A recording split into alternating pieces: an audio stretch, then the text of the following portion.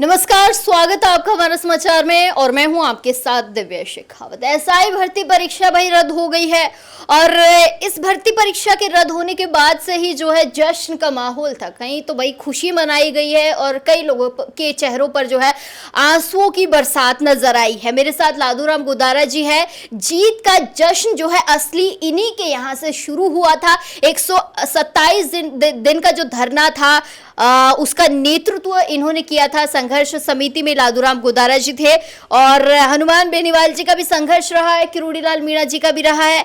खुशी कैसी है? क्योंकि वैसे तो मैंने शायद उसके बाद आपसे बात करी, लेकिन आज की मैं पूछूंगी कि आज कैसी खुशी है?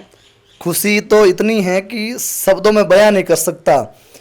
इतनी लंबी संघर्ष की कहानी है कि कभी मुस्कुराहट के साथ, कभी खुशी के आंसुओं के साथ जो है ये जश्न जो है मनाया जा रहा है। जश्न मनाना इसलिए लाजमी है, जो लोग आरोप लगा रहे हैं कि फटाके फोड़े जा रहे हैं, जश्न मनाए जा रहे हैं, डांस किया जा रहा है, ये इसीलिए किया जा रहा है क्योंकि अन्याय पर न्याय की जीत हुई, असत्य पर सत्य की जीत हुई और बड़ा दौर हमने इस संघर्ष में गुजारा। इस सफलता के लिए किसी भी चीज़ को जो है दो तीन चीज़ों से गुजरना पड़ता है, रणनीति के साथ, विरोध के साथ और प्रयास के साथ। इन तीनों चीज़ों से गुजरने के बाद जो है हमारे संघर्ष की जीत हुई है, तो हम तो इसको शब्दों में बयां नहीं कर सकते। युगों युगों तक ये खुशी हमेशा दिलों में रहेगी लोगों के।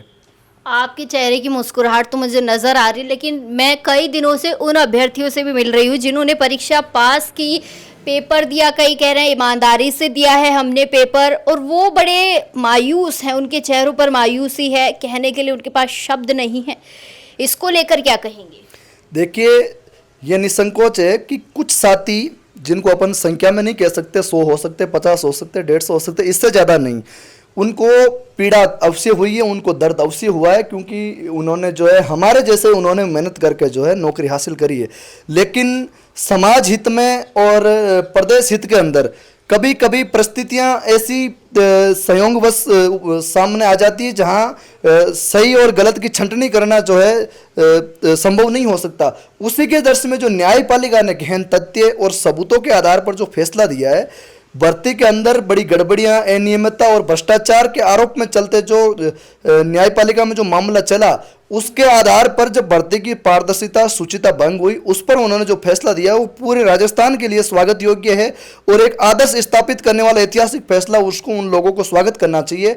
मैं उन लोगों को कहना चाहूँगा, जो मेरे भी छोटे बड़े भाई बहन हैं, उनको कहना चाहूँगा कि थोड़ा सा छोटा दिल और बड़ा मन करके, आपको कठोर हृदय रख के जनहित के अंदर और एक आदर्श समाज के लिए जो है आने वाले समय में आपके ही भाइयों के लिए एक ऐसा जो एक मैसेज और ऐसा संयोग ऐसा तैयार होगा इससे कि आने वाले समय फिर कभी पेपर लीक नहीं होगा, कोई चोर पेपर नहीं खरीदेगा और जो आपके मेहनत करने वाले भाई है आपके साथ, उनको भी उनकी मेहनत का हक मिलेगा। आपको देश हित में और प्रदेश हित में, समाज हित में आहुति देनी चाहिए क्योंकि इसका कोई योग किसी के सामने इसका कोई ऐसा मिला नहीं है कि जिससे ना एसआईटी या ना कोर्ट ना कुछ और जिसके सामने मिले। और कोर्ट के सामने भावना और इमोशनल एक्टिविटी नहीं चलती, कोर्ट के सामने चलता है तथ्य और सबूत।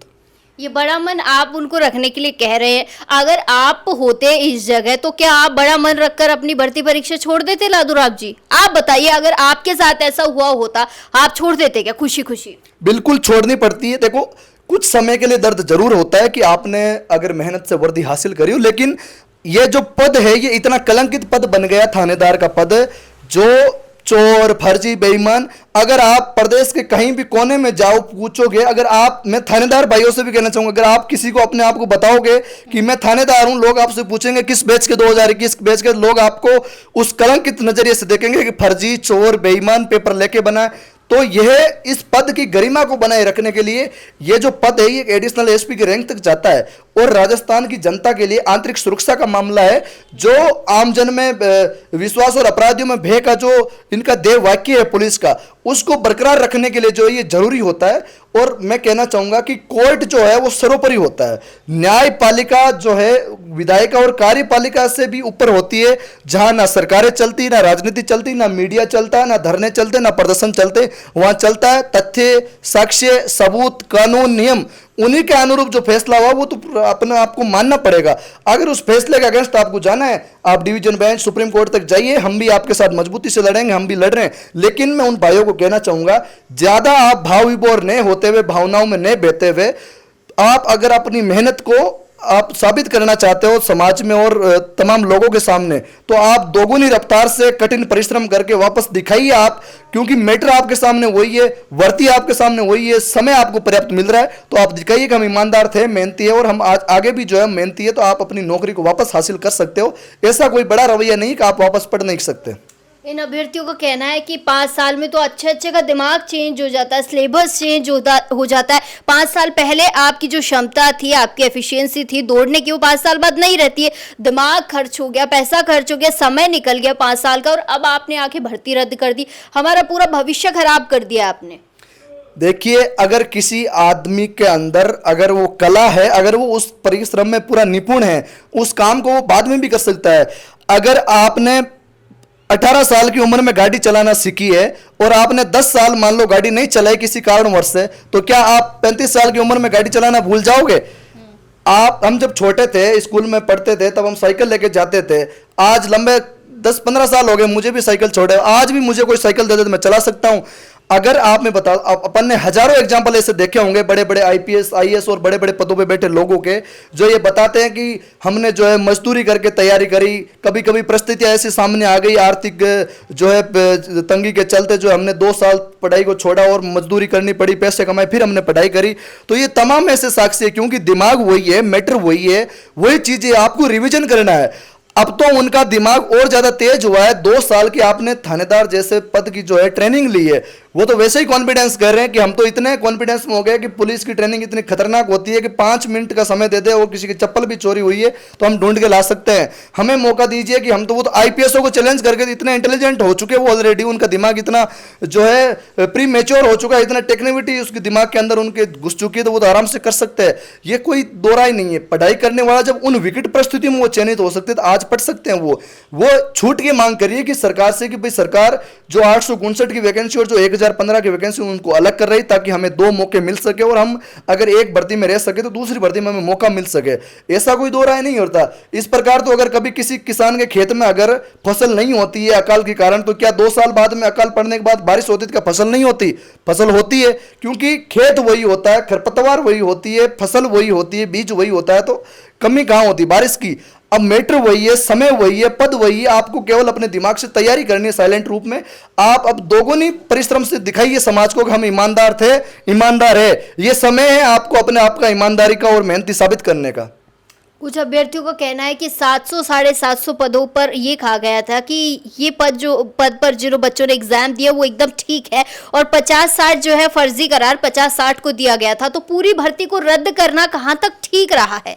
देखिए, सर्टिफिकेट किसी ने नहीं दिया और ना आज के जमाने में कोई ईमानदारी का सर्टिफिकेट दे सकता। मुझे तो लगता नहीं, जब भगवान भी अगर इंसान को बेचता है तो वो ईमानदारी का सर्टिफिकेट देके नहीं बेचता। जीवन में आदमी आने के बाद में कब क्या करता है क्या नहीं करता, इसका सर्टिफिकेट कोई किसी को नहीं दे सकता कि आज आप क्या हो, कल मैं क्या कर दूं।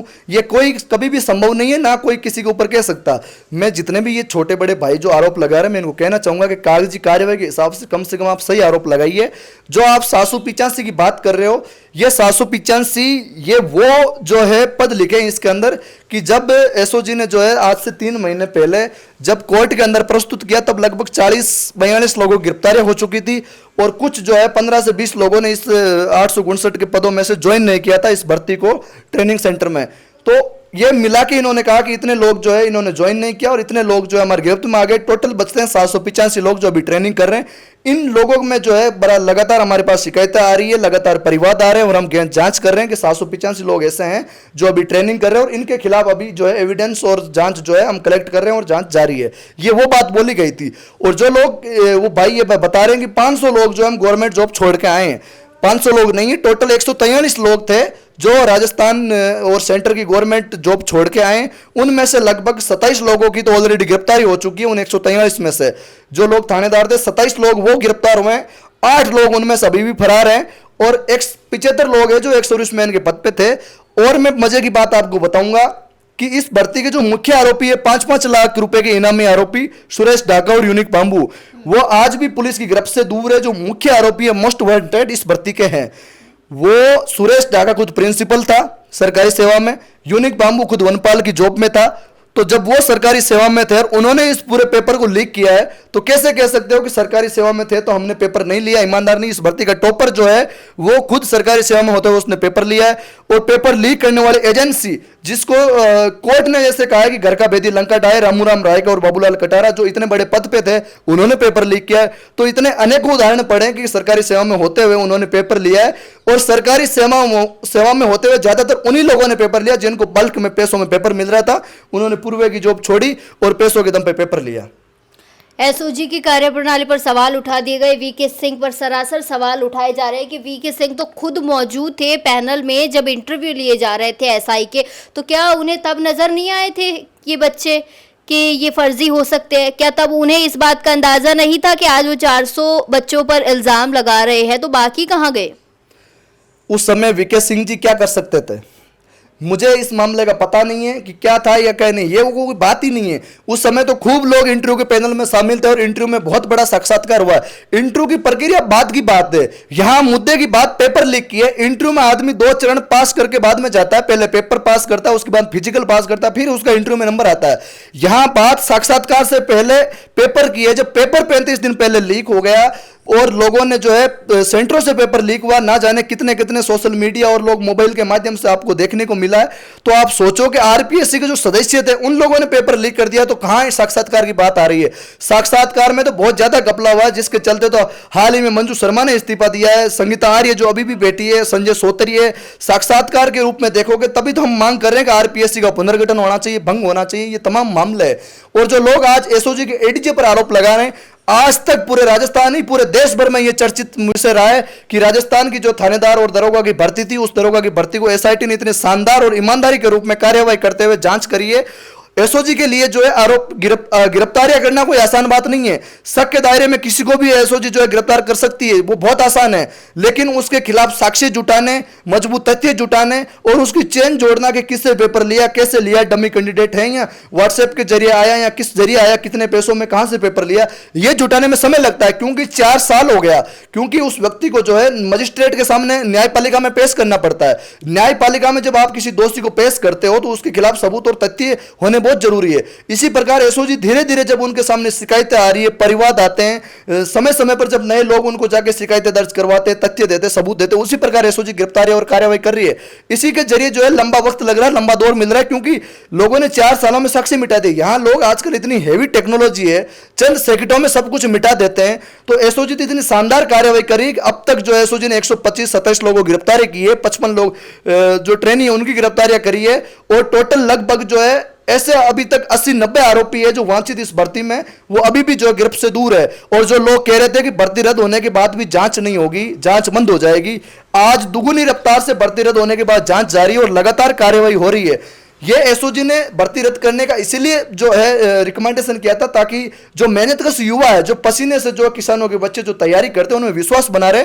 दोनों सरकारों ने गला घोटा, आरपीएससी ने गला घोटा और तमाम लोगों ने गला घोटा, तो एसओजी की रिकमेंडेशन गहन तथ्यों और सबूतों के आधार पर न्यायपालिका ने फैसला लिया है। तो यहां तो बात रही नहीं। और जो लोग एसओजी के एडीजी पर आरोप लगा रहे, मेरी सरकार से गुजारिश है और एसओजी के एडीजी से भी गुजारिश है, निवेदन है उनसे कि अभी तक 28 तारीख को कोर्ट के फैसले ने, एकल पीठ ने जो फैसला दिया है, उस फैसले पर अभी तक सरकार ने एक्शन नहीं लिया है, आरपीएससी ने एक्शन नहीं लिया है। तो सरकार त्वरित प्रभाव से एक्शन लेते हुए, ये जो लोग आज भी अपने पद पे बने हुए हैं, थानेदार पद पे, इनको अभी हटाया नहीं गया, एक्शन नहीं लिया गया, पद पे बने हुए रहते ये लोग सरकार पर, न्यायपालिका पर और एसओजी पर और एसओजी के एडीजी पुलिस रैंक के उच्च अधिकारी पर ये लोग आरोप प्रत्यारोप कर रहे हैं। जो पद पे रहते हुए ये लोग उस पद को जो है, उस पद की गरिमा को और उस पद की जो उस भूमिका को ये लोग त्याग रहे हैं, तो इनके ऊपर एक्शन होना चाहिए, इनके ऊपर कार्रवाई होनी चाहिए।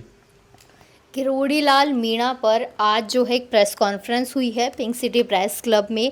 एसआई भर्ती परीक्षा को यथावत रखने के लिए परिजनों ने एक प्रेस कॉन्फ्रेंस की है। उस प्रेस कॉन्फ्रेंस में ये कहा गया है कि किरोड़ी लाल मीणा को जब किसी को किसी चीज़ पर क्रेडिट लेना होता है तो वो किसी न किसी को आगे कर देते हैं। किरोड़ी लाल मीणा ने कुछ दिन पहले भी ऐसा किया था, टंकी पर 2 लोगों को चढ़ा दिया था और वहाँ भी किरोड़ी लाल मीणा ने अपना ही जो है क्रेडिट ले लिया था। इस भर्ती परीक्षा में भी किरोड़ी लाल मीणा ने जो है क्रेडिट लेने की कोशिश की है। देखिए, यहां क्रेडिट भर्ती रद्द न्यायपालिका ने करी है और एसओजी के तमाम तथ्यों और सबूतों के आधार पर, रिपोर्ट और चार्जशीट के आधार पर जो है भर्ती रद्द करी है। क्रेडिट की बात अब यहाँ रही नहीं है, लेकिन प्रत्यक्ष और अप्रत्यक्ष रूप से जिसने भी इस मुद्दे में साथ दिया, सहयोग दिया और समर्थन दिया है, उन सबको क्रेडिट जाता है। राजस्थान की तमाम युवाओं को, जनता को क्रेडिट जाता है, जिन्होंने हमेशा जो है इस लड़ाई के अंदर, अन्याय के खिलाफ की लड़ाई में, इस मुहिम में उन्होंने हमेशा अपना भरपूर सहयोग दिया। रही बात टंकी पर चढ़ने की, तो अगर कोई लड़ाई लड़ता है तो उसको आगे आने पड़ता है, और जब वो लोकतंत्र के अंदर क्या होता है कि विरोध करने का अलग अलग नजरिया होता है।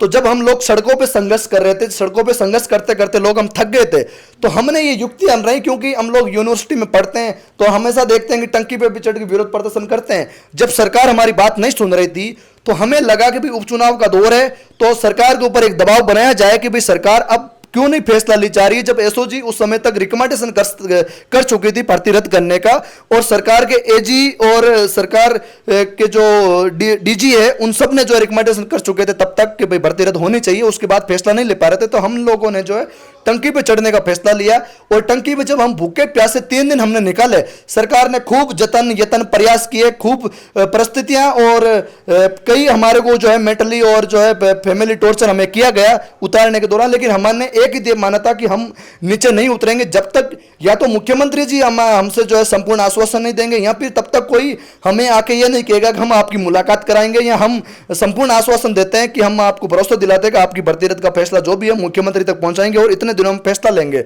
हम डटे रहे। लगभग 2 दिन बीतने जाने के बाद कोई हमारे पास मुलाकात करने नहीं आया, ना हमने नीचे उतरने का जो है फैसला लिया। हमने कहा चाहे आर या पार हम ऊपर ही रहेंगे, फैसला हम स्वीकार करेंगे और हम जो जिस मांग को लेकर चढ़े उस पर हम कार्रवाई कराएंगे। तो तीसरे दिन किरोड़ी लाल जी मीणा को लगा कि यार जो बच्चे एसआई भर्ती को मांग को लेकर जो टंकी पे चढ़े वो हमारे ही बच्चे हैं, और विपक्ष में रहते हुए भी हमने इस मुद्दे की आवाज उठाई, और सत्ता पक्ष में रहते हुए भी मैं लगातार कोशिश कर रहा हूं। तो वो तो अपने भाई का चुनाव छोड़ के वहां पे आए, और उनके लिए इतना निर्णायक दिन था कि कल चुनाव है और आज वो पूरा दिन उन्होंने हमारे लिए दिया। तो किरोड़ी लाल जी को कहीं ना कहीं लगा होगा, दुख हुआ। आखिर सारे राजनेता तो एक जैसे नहीं होते हैं कि जो मुंह मोड़ लेते हैं या मीडिया में बयान देकर अपना उल्लू सीधा कर लेते हैं।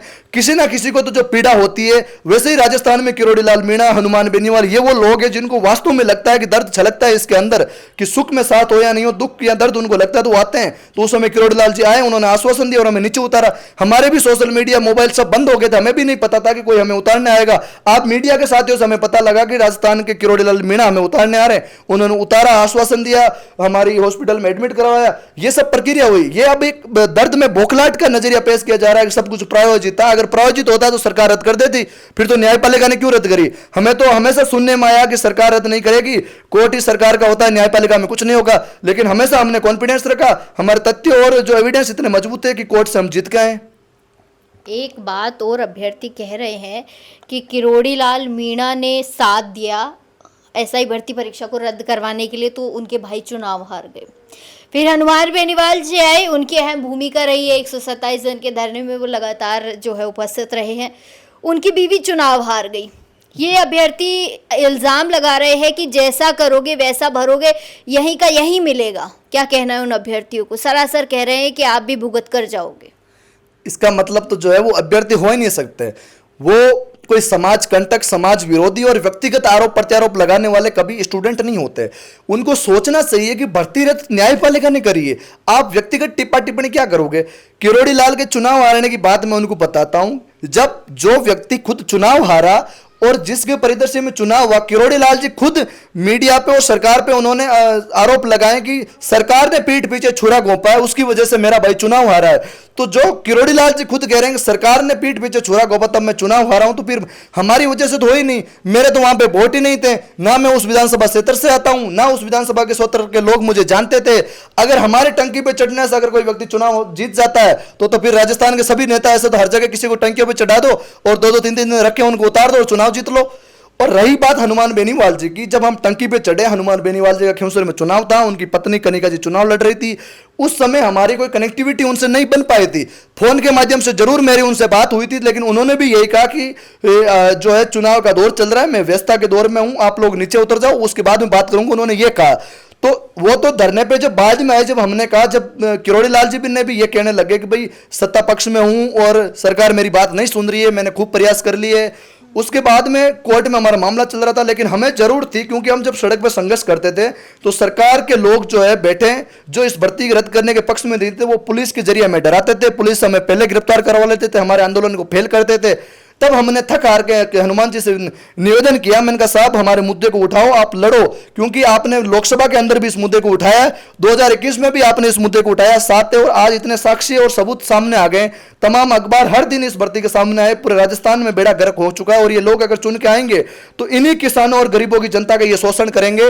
इतने लोग इस भर्ती के अंदर चुन के आए, 35 दिन पहले पेपर लीक है, तब उन्होंने कहा कि मैं लड़ाई लड़ूंगा और जब तक भर्ती रद्द नहीं होगी तब तक मैं उठूंगा नहीं, हार नहीं मानूंगा, लड़ूंगा। उसके बाद में वो जो है हमारे साथ आए और उन्होंने जो है ऐसी शानदार लड़ाई लड़ी, ऐसा शानदार कार्य निर्णय उन्होंने लिया कि लगभग 127 दिन के धरने में हमें कमजोर नहीं होने दिया। और उन्होंने दिखाया जेल भरो आंदोलन करके, जनशक्ति प्रदर्शन करके, जन आक्रोश रैली करके कि लगातार कि अगर किसी भी मुद्दे में अगर कॉन्फिडेंस होता है, अगर रणनीति के साथ, फैक्ट के साथ अगर कोई लड़ाई लड़ी जाती है कॉन्फिडेंस के साथ, तो जरूर वो लड़ाई जीतती है। अगर आपकी सत्य के साथ की लड़ाई होती है तो वो जरूर जीतती है। और इसी लड़ाई में हमारे जीतने का सबसे बड़ा कारण यही था कि हमारे फैक्ट मजबूत थे, उसी के कारण हमारी लड़ाई सत्य की थी, इसलिए सत्य को लंबे समय तक परेशान किया, लेकिन आखिर में जीत हुई है। अभी अखबार और आप इनका जिक्र कर रहे थे, एक इल्ज़ाम ये भी लगाया गया था आज परिजनों के द्वारा कि 3 प्रमुख संस्थाएं ऐसी थी, 3 बड़ी मीडिया संस्थानें ऐसी थी जिन्होंने एसआई भर्ती को रद्द करने में अहम भूमिका निभाई है और उनके नाम भी वो जल्द ही उजागर करेंगे। हालांकि नाम नहीं लिए गए हैं। क्या कहेंगे? मीडिया को भी दोषी ठहराया गया है, इवन मीडिया को दोषी ठहरा भी रहे हैं कि मीडिया ने जो है एक ही पक्ष को सुना और एक ही पक्ष को दिखाया है। देखिए, मीडिया का जो वो आरोप प्रत्यारोप लगा रहे हैं, मुझे नहीं पता, हर कोई किसी के दिल और दिमाग में 1000 प्रकार के विचार आते, लगा सकते हैं। मैं तो उनको कहना चाहूंगा कि लोकतंत्र का चौथा स्तंभ मीडिया, जो सैद्धांतिक और तथ्यात्मक रूप से निष्पक्ष जो है कार्यवाही करते हुए जनता को वो चीज दिखाता है कि जो जनता को लेकर लगातार किसी मुद्दों को लेकर जो है विरोध प्रदर्शन होता है, अपनी मांग को लेकर जो है सरकार के सामने जो है पक्ष या विपक्ष के साथ मिलकर जो धरना या प्रदर्शन किया जाता है, उस मांग को मीडिया दिखाती है। हमने जो है सत्य की लड़ाई में जो है धरना या प्रदर्शन किया, हमारी मांग को आप मीडिया ने दिखाया, वो लोग भी लगातार अपनी मांग कर रहे हैं, उसको भी मीडिया दिखा रही है। तो मीडिया तो निष्पक्ष रूप से अपनी कार्यवाही कर रही है, जो काम मीडिया का होना चाहिए वो मीडिया कर रही है। लेकिन मीडिया के ऊपर आरोप लगाने से पहले उन लोगों को सोचना चाहिए कि मीडिया हमेशा जो है वो काम करती है जो काम जनता चाहती है। जनता ये चाहती है कि मीडिया वो दिखाए जिसके लिए हम उत्सुक हैं, हम देखने को चाह रहे हैं कि भाई युवा और किसान वर्ग आवाज उठा रहा है और उसको मीडिया दिखाने चाहिए। आपने दिखाया, लेकिन आरोप किसके ऊपर लगाए उनको दिखाने चाहिए, सबूत देने चाहिए किसने क्या किया है। क्योंकि इस लड़ाई में मीडिया का तो जितना हमारा रोल रहा है, मैं कहना चाहूंगा कि अगर जन जन तक किसी ने आवाज पहुंचाई तो मीडिया ने पहुंचाई, हम लोगों ने आगे आके लड़ने का काम किया, लोगों तक पहुंचाने का काम मीडिया ने किया। लेकिन मीडिया के ऊपर आरोप प्रत्यारोप करने से पहले उनको सोचना चाहिए, अगर वो ऐसी बात कह रहे हैं तो मीडिया को कार्रवाई करनी चाहिए, अगर वो सही है या गलत उनको दिखाना चाहिए। हार की बौखलाहट इतनी खतरनाक उन लोगों में हो गई है कि मैं उन लोगों को फिर कहना चाहूंगा कि कोर्ट ने फैसला दे दिया है तो आप समझदारी से दिमाग लगाइए और जो आपके अंदर विवेक है उससे आपको सोच लेना चाहिए कि आप अपनी तैयारी कीजिए। कोर्ट के सामने ना मीडिया चलता है, ना भावनाएं चलती है, ना समाज चलता है, ना कुछ और चलता है, ना आंसू चलते हैं, ना आपका कुछ और चलता है। कोर्ट में सबूत और तथ्य चलते हैं और उसी के आधार पर जो फैसला हो गया वो हो गया। उसके बाद में अगर आपको डिवीजन बेंच या सुप्रीम कोर्ट में जाना है, आप जाइए, वहां आप लड़िए। लेकिन आप यहाँ जो तमाम धरातल के ऊपर जो आप माहौल क्रिएट कर रहे हो उससे कुछ नहीं होना चाहना है, उससे उल्टी आपकी नेगेटिविटी छवि सामने आ रही। जो आप एक सर्व समाज की आड़ में जो आज विशेष समाज को आज बहुत ज्यादा इस फैसले से तो दर्द तकलीफ हुई है, जैसे कोई उनकी जागीर छीन ली गई हो, या इस भर्ती में उनकी कोई पैतृक संपत्ति थी जो उनसे हड़प ली हो, या फिर उनके ही चेतों का लाभ था जो उनको मिलना चाहिए, बाकी किसी को नहीं मिलना चाहिए। स्टूडेंट जो होता है, स्टूडेंट सर्व समाज का होता है, स्टूडेंट की कोई जात नहीं होती। लेकिन समाज की कुछ ठेकेदार जो लोग हैं वो जो समाज कंटक के रूप में जो है लोगों को बौखलाने का काम कर रहे हैं, उनको समझना चाहिए कि अपनी राजनीतिक और सैद्धांतिक समझ से स्थापित करने के लिए जो आप लोग इन लोगों को जो है माहौल खराब कर रहे हो वो आपको समझना चाहिए। क्योंकि समझदार व्यक्ति जो होता है वो सोचता है कि कोर्ट के सामने कुछ नहीं चलता, कोर्ट में तथ्य और सबूत चलते हैं, उसके आधार पर ही फैसला हुआ है। कभी आप देखते हो कि जब बाढ़ आती है ना तो जो नाले का भी जो गंदा कचरा या जो गड्ढा होता है वो भी समुद्र के किनारे में मिलता है। तो ये वही कहानी है पूरी। एक आखिरी सवाल पूछूंगी। एक महिला थी जो आपके धरने में शुरुआत में हमें नज़र आई थी, मैं नाम लूँगी तो शायद आपको गुस्सा आ जाए, मुझ पर गुस्सा निकालने लग जाए, मैं नाम नहीं लूँगी। उन्होंने ये कहा था कि आरएलपी के धरने पर जब वो आती थी तो वहाँ पर आरएलपी के कार्यकर्ता अभद्र भाषा का प्रयोग करते थे, अभद्र व्यवहार करते थे। ये उनकी नीति हो गई थी आरएलपी के कार्यकर्ताओं की। अब आरएलपी से शायद आपका भी जुड़ाव है, आपका क्षेत्र है और हनुमान बेनीवाल जी ने इतना आपका साथ दिया है। उसके बाद उन्होंने कहा है कि ये जो अभ्यर्थी अभी जो चयनित हुई है, अगर इनकी भर्ती परीक्षा रद्द हो जाती तो इन्हीं में से कोई राजू ठेहट बन जाएगा, कोई अन्य गैंगस्टर बन जाएगा इनमें से, क्या कहेंगे? देखिए, जब हमारा धरना चला 127 दिन धरने के दौरान पूरे राजस्थान के हर वर्ग ने, हर व्यक्ति ने, हर महिला ने हमारा सम्मान दिया, हमारा को साथ दिया और इस मुहिम में जो है अन्याय के खिलाफ की जो लड़ाई है उसमें भरपूर जो सहयोग और समर्थन दिया, वो स्वीकार्य रूप से जो है हम उनको धन्यवाद करते हैं। लेकिन किसी भी धरने को, ये सबसे बड़ा हमारा ऐतिहासिक धरना था जिसको हम बिना हाईजैक के साथ, जो शांति के साथ गांधीवादी तरीके से जो है हमने इस धरने को बिना किसी विरोध के नजरिए से एक मुहिम के रूप में चलाया कि भाई सत्य के असत्य के खिलाफ जो ये लड़ाई है, अन्याय के खिलाफ, इस लड़ाई में तमाम लोगों का जो है सहयोग हमने था। हमने तो जो है आरएलपी का बैनर भी जो है बहुत बाद में लगाया कि भाई हनुमान जी के नेतृत्व में धरना है। शुरुआत में तो हमने कहा कि भाई अगर पक्ष विपक्ष या किसी भी समुदाय समाज से अगर किसी भी पार्टी का हमें भरपूर सहयोग या समर्थन मिले तो सबका स्वागत है। लेकिन जब 1-2 महीने बाद जब सभी पार्टियों ने जो है केवल मीडिया में बयानबाजी करके उल्लू सीधा का काम किया तो हमने हनुमान जी का जो है वो बैनर या पोस्टर वहां पर लगाया आरएलपी का, क्योंकि जिसने लगातार हमारा सहयोग या समर्थन दिया, हमें कमजोर नहीं होने दिया, उसका पोस्टर हम हर चीज लगाएंगे क्योंकि दिलों में भी वो आदमी बसता है। तो जो हमारी मांग में जो सहयोग या समर्थन कर रहा है उसका पोस्टर पीछे होना चाहिए, तो हमने लगाया। जो महिला जिसकी आप बात कर रहे हो, मैं नहीं जानता आप किसकी बात कर रहे हो, लेकिन कुछ बहरूपी ऐसे होते हैं जो खूब घूमते रहते हैं, उनके ऊपर जवाब देने के लिए हम लोग बने भी नहीं है। और महिलाओं का मैं सम्मान भी करता हूं, कौन थी क्या थी उसका मुझे नहीं पता, कईयों ने हमारे को सहयोग या समर्थन दिया। लेकिन कुछ लोगों की आदत होती है सीआर की तरह रोने की, कि वो सीआर की तरह रो के अपने आप को लाइमलाइट में आने के लिए और अपनी राजनीति छवि चमकाने के लिए कोशिश करती है कि लोग मुझे देखें या मुझे करें। आरएलपी का हर कार्यकर्ता, आरएलपी का हर एक पदाधिकारी ने मैंने धरने में देखा है कितने सम्मान के साथ जो है व्यक्ति से सादर अधिकार के साथ वो पेश आते हैं, हमेशा सम्मान दिया। हमें 127 दिन उन्होंने भरपूर सहयोग, समर्थन और प्यार उन्होंने दिया और इस धरने को चलाया। तो मैं नहीं कह सकता कि जो भी इस धरने में आए उनको किसी को आदर सत्कार नहीं दिया, अभद्र भाषा करी। हमेशा महिलाओं का सम्मान, अगर किसी किसान शोषित पीड़ित वर्ग की जो ये आरएलपी पार्टी है, महिला का सबसे ज्यादा सम्मान ही आरएलपी पार्टी ने किया है। अब अगर कोई अपनी राजनीति चमकाने के लिए, अपनी छवि चमकाने के लिए अगर ऐसा टीका टिप्पणी करे तो सबको अधिकार है, क्योंकि किसी को पता है कि अगर हम किसी बड़ी पार्टी या बड़े नेता के खिलाफ हम बोलेंगे या फिर अभी हाल ही में जो फैसला आया अगर उसके खिलाफ बोलेंगे तो लोग मुझे देखेंगे या मुझे छवि मिलेगी।